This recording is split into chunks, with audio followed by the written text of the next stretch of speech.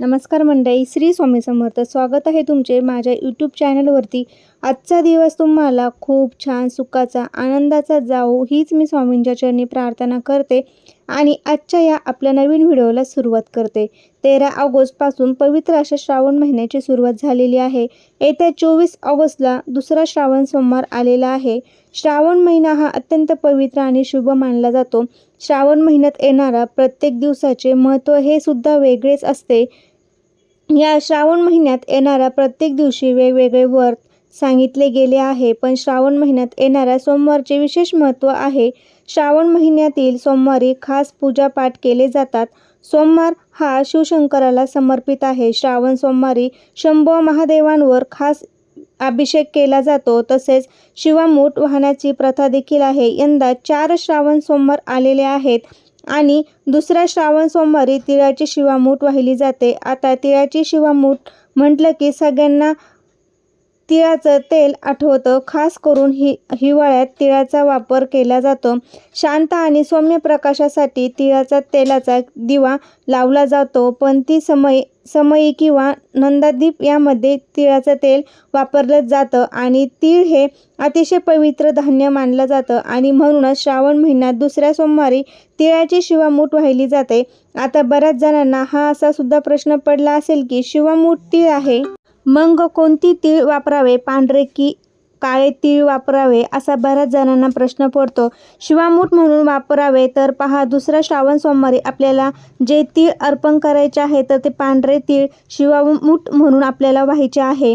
काळे तीळ हे चुकूनही वापरायचे नाही. जेव्हा आपण शिवलिंगावरती तीळ हे शिवामूठ म्हणून वापरत असतो तेव्हा आपल्याकडून एक दान होत असतं आणि हे दान केल्याने आपल्याला कधीही कशाचीच कमतरता भासत नाही. या उलट आपल्यामध्ये वाढ होते, आपली प्रगती होते. या केलेल्या दानाला आपल्याला दुप्पट पटीने फळ प्राप्त होत असते. योगायोगाने या श्रावण महिन्यातील दुसऱ्या सोमवारी पुत्रदा एकादशी सुद्धा आलेली आहे. अतिशय दुर्मिळ असा महासंयोग आहे, तर तो दुसऱ्या श्रावण सोमवारला जुळून आलेला आहे. धार्मिक दृष्टीने हा दिवस अत्यंत महत्त्वाचा आणि शुभ असल्यामुळे या दिवशी व्रत सोबतच आणि भगवान शिवशंकरांच्या पूजेसोबत काही प्रभावी उपाय आणि काही सेवा सुद्धा केल्या जातात. आजच्या व्हिडिओमध्ये मी तुम्हाला एक अतिशय असा प्रभावी उपाय सांगणार आहे. तर उद्या दुसरा श्रावण सोमवार तुम्ही उपवास नाही केला तरी चालेल, पण शिवमंदिरातून घरी आणा ही एक वस्तू आणल्याने घरात चहूबाजूने पैसा येऊ लागेल, कर्ज फिटेल, 7 पिढ्यांचे दारिद्र्य नष्ट होईल, घराची, मुलाची, पतीची अगदी भरभरून अशी प्रगती होईल, घरातील भांडणे, दोष नष्ट होऊन आयुष्यभर सोनं झाल्याशिवाय राहणार नाही. तर अशी कोणती वस्तू जी आहे तर ते आपल्याला शिवमंदिरातून घरी आणायची आहे आणि नंतर त्या वस्तूचे काय करायचे आहे याबद्दलची संपूर्ण माहिती आपण आजच्या व्हिडिओमध्ये घेणार आहोत. त्यासाठी व्हिडिओ शेवटपर्यंत नक्की बघा. चॅनलवरती नवीन असाल तर नक्की चॅनलला सबस्क्राईब करा आणि शेजारील बेल आयकॉन देखील प्रेस करा, म्हणजे जेव्हा कधी मी नवीन व्हिडिओ अपलोड करेल तेव्हा तुम्हाला सर्वात अगोदर नोटिफिकेशन मिळेल. त्यासाठी बेल आयकॉन देखील प्रेस करा आणि कमेंटमध्ये ओम नमः शिवाय असं लिहायला अजिबात विसरू नका. तर जो उपाय आपल्याला मी तुम्हाला सांगणार आहे तर हा उपाय आपल्याला दुसऱ्या दिवशी म्हणजे श्रावणाची दुसऱ्या सोमवारी करायचा आहे. दिवसभरामध्ये तुम्ही हा उपाय कधीही करू शकतात. सकाळपासून ते संध्याकाळपर्यंत जेव्हा केव्हा तुम्हाला शक्य होईल त्या वेळेमध्ये तुम्ही मंदिरामध्ये जाऊन तेव्हा तुम्हाला फक्त ही एक वस्तू जी आहे तर शिवमंदिरातून घरी घेऊन यायची आहे. पुराणानुसार ज्या घरामध्ये श्रावण सोमवार हा उपाय अवश्य केला जातो त्या घरामध्ये नेहमी माता लक्ष्मी अखंड वास करत असते. आपल्या सर्वांनाच माहीत आहे की सोमवार भगवान महादेवांसोबत माता पार्वतीला देखील समर्पित आहे. या दिवशी माता पार्वतीची सुद्धा पूजा ही केली जाते आणि म्हणूनच श्रावण महिन्यातील सोमवार लक्ष्मी प्राप्तीसाठी आणि धनप्राप्तीसाठी खूप महत्त्वाचा दिवस आहे. आणि याच दिवशी एकादशी तिथी सुद्धा आलेली आहे. एकादशी तिथी ही भगवान विष्णू, माता लक्ष्मी समर्पित आहे आणि म्हणूनच जर तुम्हाला तुमच्या आयुष्यामध्ये सतत आर्थिक अडचणी सामोरे जावे लागत असेल, वारंवार काही ना काही आर्थिक अडचणी येत असतील, तर तुम्हाला नक्कीच हा उपाय तुमच्या घरातील मुलांची, पतीची प्रगती होण्यासाठी फलदायी ठरेल. त्यासाठी तुम्हाला हा उपाय करायचा आहे. तुमच्या घरातील मुलाची पतीची प्रगती होत नसेल, घरामध्ये पैशाची टंचाई येत असेल किंवा पैसा येण्याचे सर्व मार्ग बंद झालेले असतील, कष्ट आणि मेहनत करूनही तुमच्या कष्टाला आणि मेहनतीला हवं तसं यश मिळत नसेल, जिथे तुम्ही 50 रुपये कमवता तिथे तुमचे 100 रुपये खर्च होत असतात, आलेला पैसा घरातून काही ना काही कारणाने बाहेर जात असते, तर या सर्व कारणांमुळे समजते की माता लक्ष्मी आपल्या घरामध्ये स्थिर नाही.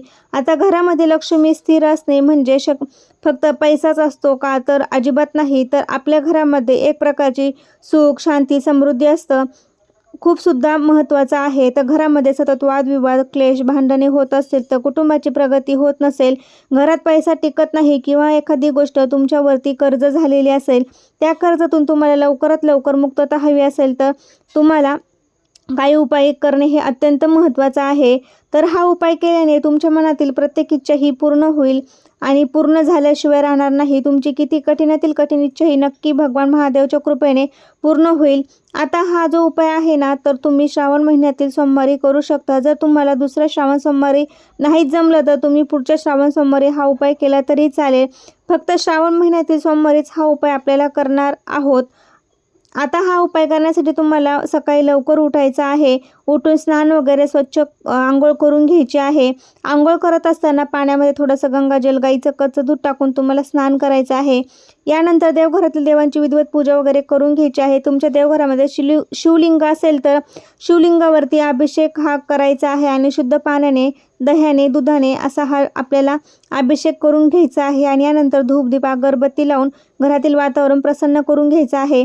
आणि यानंतर तुम्हाला हा उपाय करायचा आहे. आता हा उपाय स्त्री, पुरुष, मुलं कुणीही करू शकतं. उपाय करण्यासाठी एक तांब्याचा कलश घ्यायचा आहे. त्यामध्ये शुद्ध प्यायचं पाणी भरून घ्यायचं आहे आणि पाणी हे तुमच्या स्वतःच्या घरातलंच असावं. जेव्हा तुम्ही तुमच्या स्वतःच्या घरातील पाणी देवाला अर्पण करता, तेव्हा तुमच्या घरातली ज्या काही देवी देवता आहे तर त्या सांगत असतात स्वतःच्याच घरातील पाणी आपल्याला आहे तर ते घ्यायचं आहे. त्यामध्ये चिमूटभर हळद टाकायची आहे, चिमूटभर पांढरे तीळ टाकायचे आहे आणि यानंतर हे जल घेऊन तुम्हाला तुमच्या जवळच्या जे आहे महादेवाचं मंदिरात जायचं आहे. तुमच्याकडे बेल असेल तर बेलाचे 5 पाने तुम्ही देखील घेऊन जायचं आहे. ज्या पानाला 3 पानं असतील किंवा 5 पानं असतात अशी पानं तुम्हाला घेऊन जायचं आहे. यानंतर ही 5 बेलाची पानं आणि पाणी घेऊन तुम्हाला महादेवाच्या घराजवळ असलेल्या मंदिरामध्ये जायचं आहे. मंदिरात गेल्यानंतर सर्वप्रथम जल अर्पण करायचं आहे शिवलिंगावरती आणि जल अर्पण केल्यानंतर ही 5 बेलाची पानं देखील आपल्याला अर्पण करायची आहे. पाण्याने ओली करायची आहे आणि त्यात देठ जो आहे तर तो काढून टाकायचा आहे. आणि यानंतर ही 5 पानं बेलाची आहे तर तुम्हाला पालथी शिवलिंगावरती अर्पण करायची आहे. म्हणजे पानाचा जो गुळगुळीत भाग आहे तर तो शिवलिंगावर साईडनी ठेवायचा आहे आणि जो लाइनिंगचा भाग आहे तर ते आपल्याला वर करायचं आहे. 5 पानं अर्पण करायची आहे आणि अर्पण करताना देठ ह्या तुमच्या साईडला येईल अशा पद्धतीने अर्पण करा. आणि यानंतर दोन्ही हाताने हात जोडून भगवान महादेव आणि माता पार्वतीला स्मरण करायचं आहे. आणि शिवलिंगावरती जर कोणी तिथे बेलपत्र अर्पण केलेलं असेल तर म्हणजे बेलाचं पान असेल तर ते बेलाचं पान किंवा बेलाचं फळसुद्धा असेल तर ते जर कोणी अर्पण केलेलं असेल तर ते तुम्हाला उचलून घ्यायचं आहे आणि ते फळ तुम्हाला तुमच्या घरी घेऊन यायचं आहे. शिवलिंगावरती कुणीही बेल फळ अर्पण केलेलं नसेल तर अशा वेळी तुम्ही स्वतःचं बेलफळ घरून घेऊन जायचं आहे आणि अर्पण करायचं आहे. आणि पूजा करून झाल्यानंतर पुन्हा ते तुमच्या उचलून घरी घेऊन यायचं आहे. आणि जर तुम्ही स्वतः घेऊन गेलेले आणि शिवलिंगावरती कोणी अर्पण केलेलं असेल तर तुमचं स्वतःचं तिथेच शिवलिंगावरती राहू द्या आणि दुसऱ्यांनी कुणी अर्पण केलेलं असेल तर ते उचलून तुम्ही घरी घेऊन यायचं आहे. हे फळ तुम्ही घरी आणल्यानंतर आपल्या देवघरासमोर हे फळ आपल्याला उजव्या हाताने घेऊन उभं राहायचं आहे. आणि तुमच्या आयुष्यातील ज्या काही अडचणी असतील तर त्या तुम्हाला संकट असेल त्या बोलायचं आहे. दूर होण्यासाठी मनोभावे प्रार्थना महादेवाला करायची आहे. आणि आपल्या घरामध्ये एका ठिकाणी ठेवून द्यायचं आहे जिथे कोणी हात लावणार नाही अशा ठिकाणी बेलफळ जे आहे तर ते ठेवायचं आहे. तुम्ही देवघरामध्ये ठेवलं तरी चालेल. आता कुणी हे फळ जे आहे तर ते आपल्या काही ठिकाणी ठेवलं जातं जिथे कोणी स्पर्श करणार नाही. हे फळ ठेवण्याचा आहे. तर संपूर्ण श्रावण महिना संपूर्ण बेलफळ तुम्हाला तुमच्या घरातच ठेवायचं आहे. श्रावण महिना संपल्यानंतर ते तुम्ही वाहत्या पाण्यामध्ये विसर्जन केलं तरी चालेल. तर अशा पद्धतीने आपल्याला शिवलिंगावरून हे एक फळ जे आहे तर ते उचलून आपल्या घरात आणायचं आहे. हे फळ भगवान शंकरांना अतिशय प्रिय आहे आणि हे आपल्या शिवपिंडीवरून उचलून आपल्या घरामध्ये आणायचं आहे. अशाने आपल्या मनातील पूर्ण इच्छा होतात. या बेलफळ श्रीफळ सुद्धा म्हटलं जातं. यात साक्षात माता लक्ष्मीचा वास असतो आणि हे फळ जेव्हा आपण महादेवाच्या मंदिरातून आपल्या स्वतःच्या वास्तूमध्ये आणतो तेव्हा आपल्या घरात सुख समृद्धी आणि या श्रावण महिन्यात भगवान शिवांचं बेलफळ वाहने अत्यंत शुभ मानले जाते. तर अशा प्रकारे ही एक वस्तू जी आहे तर ते आपल्याला घरी घेऊन यायची आहे आणि ती आपल्या घरामध्ये ठेवायची आहे. तर कसा वाटला व्हिडिओ ते नक्की सांगा. व्हिडिओ जर आवडला असेल तर तुमच्या मित्रपरिवारामध्ये नक्की शेअर करा. श्री स्वामी समर्थ. धन्यवाद.